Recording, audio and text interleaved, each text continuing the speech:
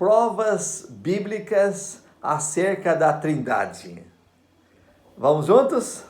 Ok. Então, começamos em Gênesis capítulo 1, verso 1. O texto destaca: no princípio criou Deus os céus e a terra.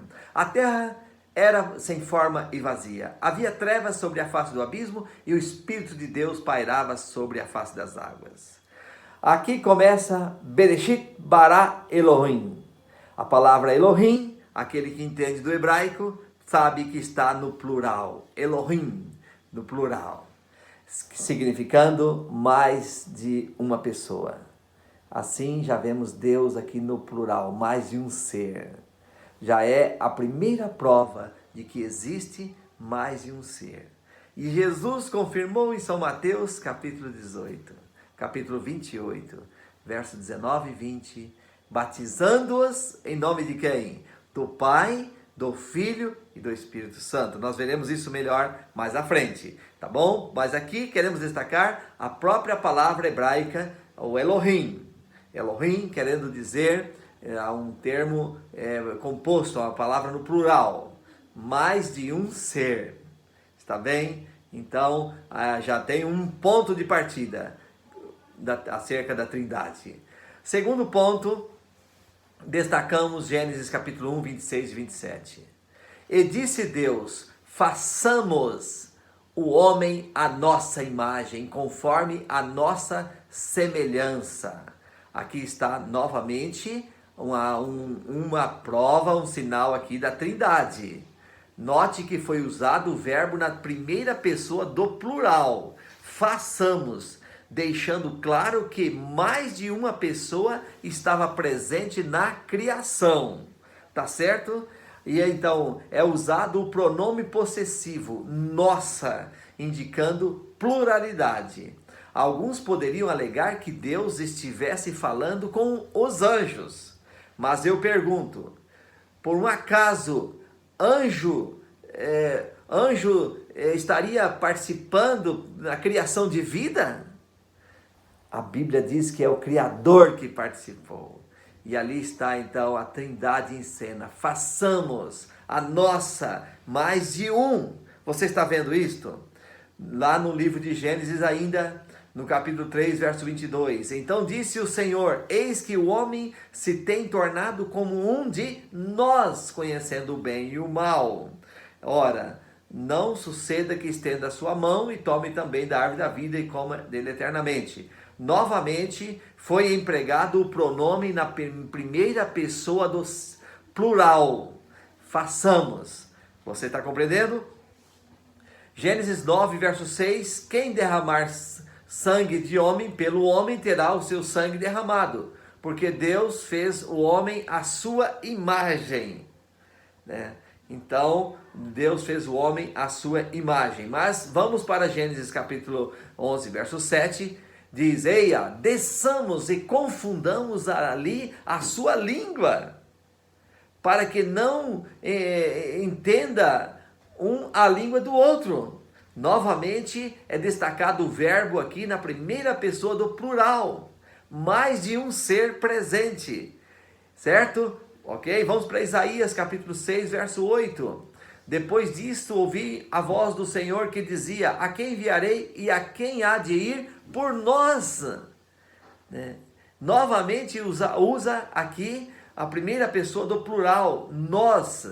Então, aqueles que defendem a teoria têm que tirar esses textos da Bíblia, ou forçar a Bíblia a dizer o que ela não diz.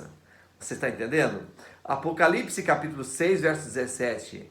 Porque é vindo o grande dia da ira deles, e quem pode subsistir? Aqui não destaca mas o dia da ira deles, referindo-se ao grande juízo.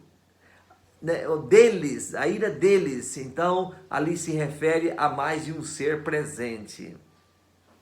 Por outro lado, no nascimento de Jesus, em Mateus capítulo 3, versos 16 e 17, ali então destaca as três pessoas da divindade. Batizado, que foi Jesus, saiu logo da água, e eis que lhe abriram os céus, e viu o Espírito Santo de Deus descendo como uma pomba e vindo sobre eles. E eis que uma voz dos céus dizia: Este é o meu filho amado, em quem me comprazo.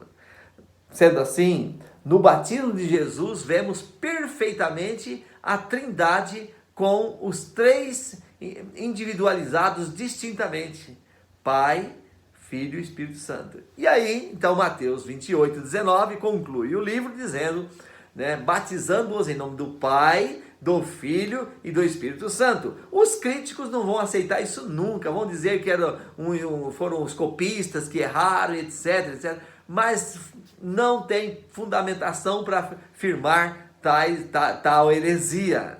Você está entendendo? Não tem fundamentação. Porque os copistas, se um deixou de colocar ali na hora em que estavam escrevendo, né, os maçoretas escrevendo a tradução da Bíblia, de 5.200 copistas, 5 podem ter, ou poucos podem ter deixado de escrever, mas a grande maioria, mais de 5.000 copistas, colocaram esse termo, né, em nome do Pai, do Filho e do Espírito Santo. Sendo assim, não há fundamentação para dizer que não há Trindade.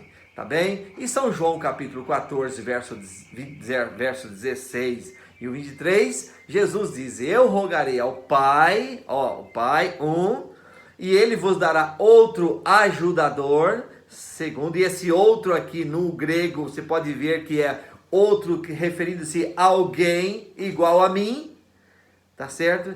Para que fique convosco para sempre, a saber, o Espírito da verdade, o qual o mundo não pode receber, porque não o vê nem o conhece, mas vós o conheceis, porque ele habita convosco e estará em vós. Destacando aqui, nesse texto, 3 pessoas da divindade. Quem? Eu rogarei ao Pai, e ele vos dará outro Consolador. E quem está rogando é Jesus. Então, Jesus falando com o Pai para mandar outro Consolador. Tá ou não está aqui a Trindade?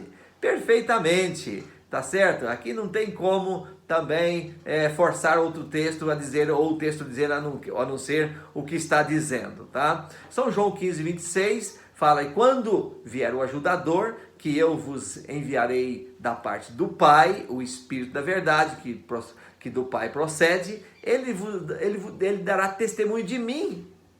Novamente é a Trindade. E 1 Coríntios 12, 6, 4 a 6, ora, há diversidade de dons, mas o Espírito é o mesmo. E há diversidade de ministérios, mas o Senhor é o mesmo. E há diversidade de operações, mas o Deus é o mesmo, né? Que opera tudo e em todos. A Trindade aqui atuando nos dons concedidos aos crentes. E todos os dons procedem de um Deus, um Senhor e um Espírito. O que é isso? É a Trindade em evidência, querido. 2 Coríntios 13, 13, a graça do Senhor Jesus, o amor de Deus, né?